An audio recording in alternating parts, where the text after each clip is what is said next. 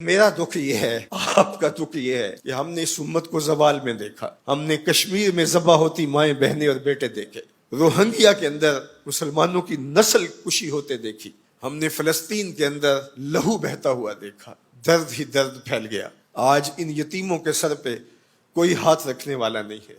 3 مارچ 1924 کو ہم یتیم ہو گئے تھے، سلطنت عثمانیہ ٹوٹ گئی تھی، ورنہ شرق سے لے کر غرب تک، شمال سے لے کر جنوب تک مسلمانوں کا تسلط، اور لوگ ڈرتے تھے اگر خلیفہ نے اعلان جہاد کر دیا تو پھر تمہیں پوری دنیا میں چھپنے کی جگہ نہیں ملے گی۔ یتیم جانتے تھے ہمارے سر پہ کوئی کھڑا ہے، بیوائیں اپنے آپ کو بے آسرا نہیں سمجھتی تھی، بوڑھے سمجھتے تھے کہ ہمارا آسرا یہ لاٹھی ہی نہیں، کچھ دنیا میں بیٹھا ہوا خلیفہ بھی ہے۔ لیکن پھر دنیا کے 3 بر اعظموں پہ پھیلی ہوئی سلطنت صرف دنیا کے 3% حصے پہ سمٹ گئی، اور آج 56-57 اسلامی ملکوں کے اندر ہم تقسیم ہیں، اور اس تقسیم کا نتیجہ ہماری ہوا اکھڑ گئی۔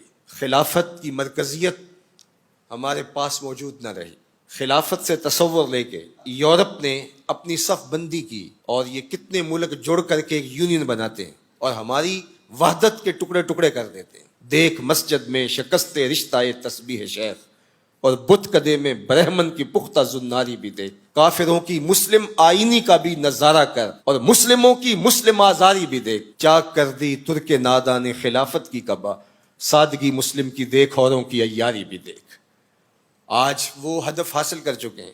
آج فلسطین کے اندر قیامت ٹوٹی ہوئی ہے، دنیا کا میڈیا خاموش ہے، یہ جو خبریں ہمارے تک پہنچ رہی ہیں یہ باقاعدہ سینسر ہو کے آ رہی ہیں۔ یہ سوشل میڈیا کی وجہ سے کچھ تصاویر آ جاتی ہیں، کچھ بلکتے روتے بچے، کوئی بین کرتی مائیں، اور کوئی فریاد کرتے بوڑھے ہماری جانب دیکھ رہے ہیں۔ ہماری جانب کیوں دیکھ رہے ہو؟ ہم تمہاری مدد کو نہیں پہنچنے والے۔ گلی میں 3 اوباش کھڑے تھے، تو کھڑے کھڑے ان کی شرط لگ گئی کہ دیکھتے ہیں ہم میں سے سب سے بڑا بے غیرت کون ہے۔ تو یہ ثابت کرنے کے لیے گلی میں ایک بوڑھی خاتون آ رہی تھی جس کے ہاتھ میں ڈنڈا تھا، اور اس کو ٹیک ٹیک کے چل رہی تھی۔ ایک اوباش آگے بڑھا اور اس بوڑھی خاتون کے بڑھاپے کا لحاظ کیے بغیر اس کو دھکا دے دیا، وہ گر گئی۔ بہت بڑی بے غیرتی کا اس نے ثبوت فراہم کر دیا۔ لیکن دوسرا آگے بڑھا اور اس نے اس گری ہوئی بوڑھی خاتون کے اوپر ڈنڈے برسانے شروع کر دیے۔ اب تیسرے کی باری تھی، لیکن وہ ساکت کھڑا تھا، اور وہ بوڑھی خاتون تھوڑا سا سنبھلی اور اس نوجوان کو کہتی ہے تو سب سے بڑا بے غیرت ہے۔ تو ان 2 نوجوانوں نے پوچھا کہ کارنامے تو ہم نے سر انجام دیے، اور سب سے بڑے بے غیرت کی ڈگری تم لے گئے ہو، اور یہ بھی تمہیں کہہ رہی ہے۔ کہا تم نہیں جانتے یہ خاتون میری ماں لگتی ہے۔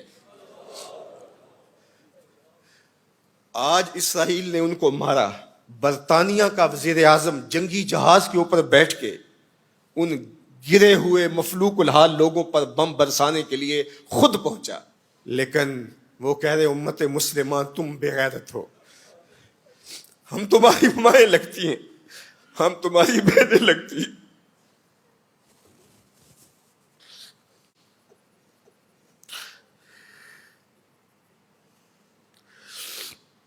ہم تمہاری بیٹیاں لگتی ہیں۔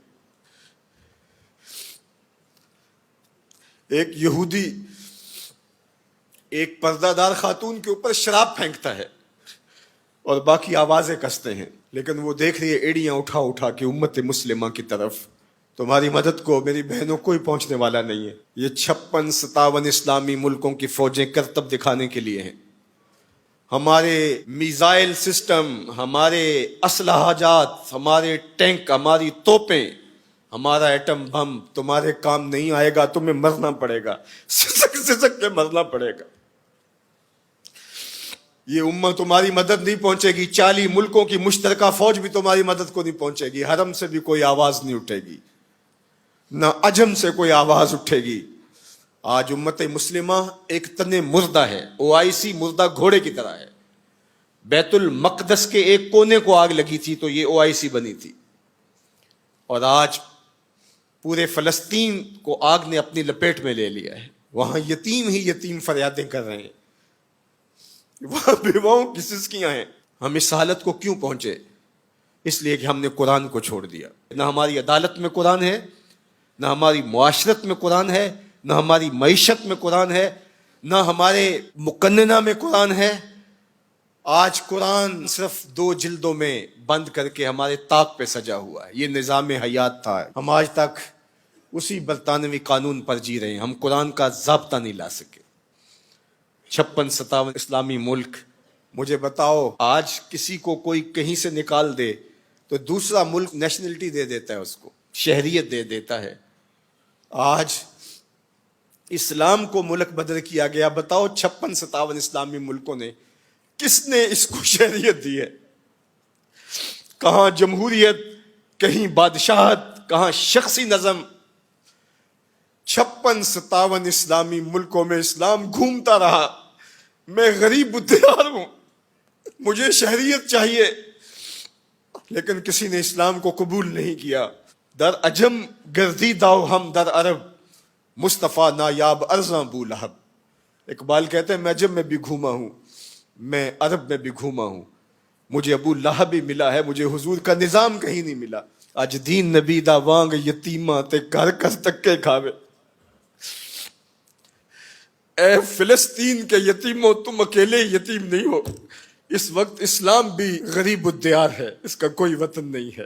آج اسلام اپنے نظام کے ساتھ کہیں موجود نہیں ہے, اور یہ پستی اور یہ زبوحالی, یہ ذلت, یہ نکبت, یہ رسوائی ہمارا مقدر کیوں نہ ہو. قرآن سے دوری کے نتیجے میں رسوا ہو گئے. ہمارے دردوں کا مداوا قرآن ہی ہے, ہمارے دکھوں کا علاج قرآن ہی ہے. گر تو می خواہی مسلمان زیستن, نیست ممکن جز بقرآن زیستن. اقبال نے کہا اگر تو مسلمان بن کے جینا چاہتا ہے تو قرآن کے بغیر نہیں جی سکتا. اور پھر آگے چل کے کہا فاش می گوئم آن کے در دل مزمرست, این کتاب نیست چیزیں دیگرست. کہا جو میرے سینے میں پوشیدہ ہے میں کھل کے نہ کہہ دوں, یہ کتاب نہیں کوئی اور ہی شے ہے. یہ زندگی بانٹ دیتی ہے, یہ اٹھا دیتی ہے گری ہوئی قوموں کو. اللہ اکبر. تو ہم نے اس قرآن سے جڑنا ہے.